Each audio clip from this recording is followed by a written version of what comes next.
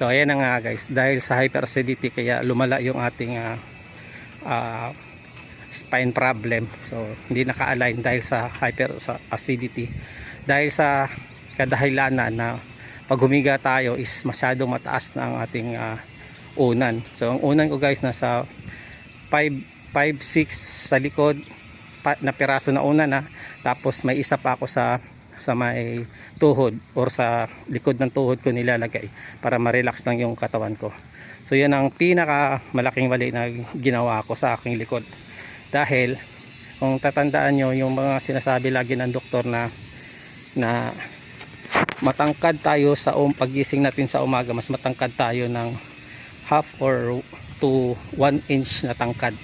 Dahil sa paghiga natin guys, yung lower back, spine natin, nare-relax siya. So nagde-decompress siya. Kaya tayo tumatangkad. So nung ginawa kong paghiga ko na halos nakaupo na lang ako. So yun ang tinanggal ko sa aking lower back. So hindi siya nare-relax totally. Naka-relax man siya, hindi siya ganoon ka-relax na relax kasi nga parang naka-incline lang ako. Hindi ako parang naka-flat dead ng parang ganoon. So yun ang pinaka dahilan na yung lower back natin lumala.